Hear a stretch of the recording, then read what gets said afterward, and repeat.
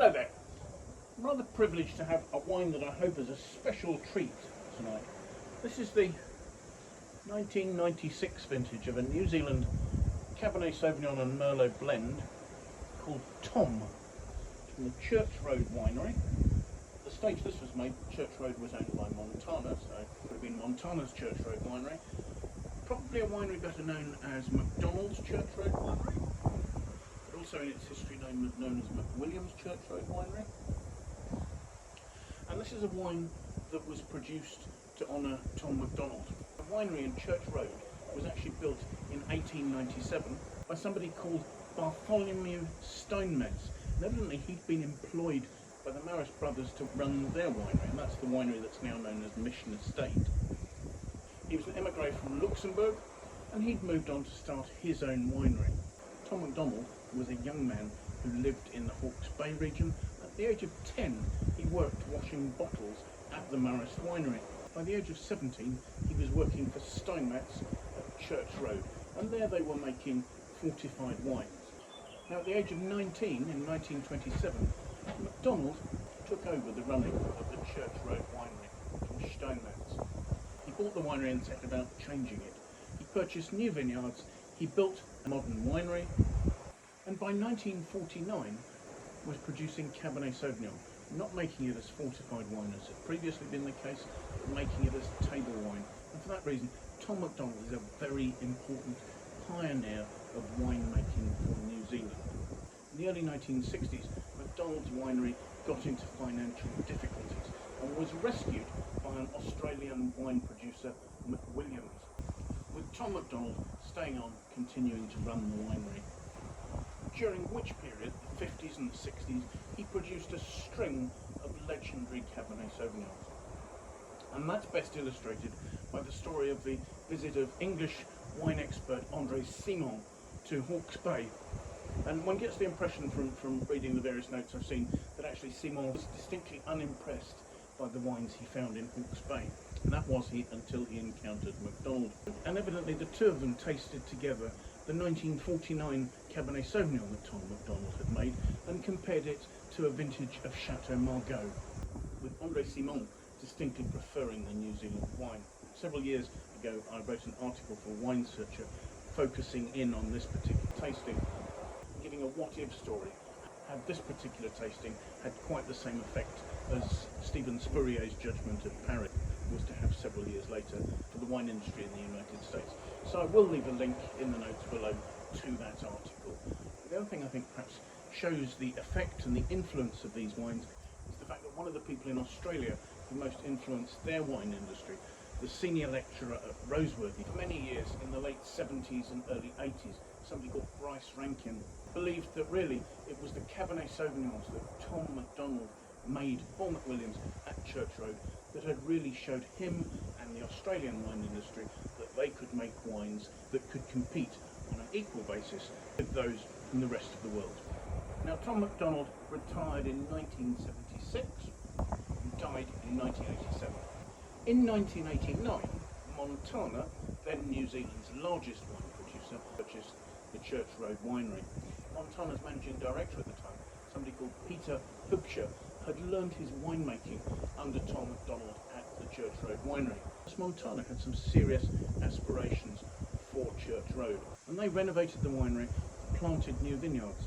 Did this in partnership with Domains Cordier from Bordeaux, who at that time were owners of Chateau de la Rose, the deuxième cru in Saint-Julien, Chateau Talbot, a fourth growth also from Saint-Julien. So some quite famous Bordeaux properties, with the first wines of this partnership being produced in 1991.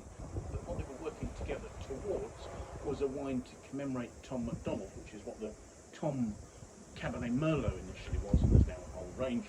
The first vintage of the wine to be named Tom came in 1995. So this is actually only the second vintage of this wine. These are high quality wines intended to honour an iconic winemaker. Today there's a range of 3 wines. There's a lovely rich Chardonnay and a very impressive Syrah to go alongside the Cabernet Merlot blend. From Montana, Church Road's ownership had passed to Pernod Ricard, who recently, within the past couple of years, their wine division has been merged with Accolade to form AWL, which is Australian Wine Holdings Co. Limited. Now, to talk about the wine, but without having an awful lot of information about it, I know that 1996 was an exceptional warm vintage for Hawke's Bay. It's a wine that the producers suggest should be able to age well. The fruit will have been hand-picked, carefully sorted, destemmed, crushed, and fermented following probably quite an extractive regime. I should imagine they were pumping over fairly regularly and that there would have been a post-maceration fermentation. The wine would then have been aged in French oak barriques, a high proportion of which I guess would have been new, but I don't actually know the percentages. And I also don't know whether this just aged for a year or whether it might have been longer, possibly up to 2 years. What I am told, however, is that having been bottled, the wine then aged in the cellars at the winery for a further 4 years prior to release. So let's take a look at the wine, shall we? Firstly, I mean, this is a 30-year-old wine. The colour still has a good depth. I would say it was opaque. You can certainly see it's becoming much more garnet at the rim. It's losing a little bit of colour, but there's a nice depth of colour there. Swirling it, the wine is labelled as having 13% alcohol, despite the fact they're saying it's the Cabernet Merlot blend from an exceptional warm vintage. I think an exceptional warm vintage these days would be much more likely to be up at around 14% alcohol. However, it's clearly quite a tannic wine. It's forming tears quite readily there. There's a good viscosity to it. But yes, an impressive depth of ruby red colour. So let's see if we make the aroma, shall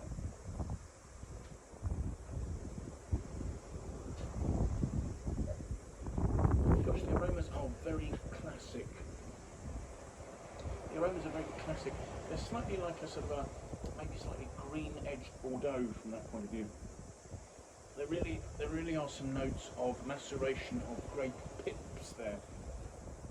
There's a sort of a dustiness, graphite notes, pencil shavings, all those sort of notes you hear associated with good red Bordeaux frequently. The wine is complex, it has a freshness. There is an underlying capsicum note, but that's sitting behind some really quite bright cassis notes and hints of broad, rich, like the plum, damson, bullis, those kind of notes.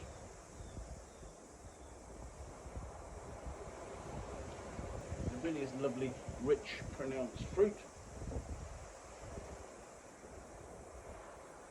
And even after 30 years, there's a freshness. So let's have a taste.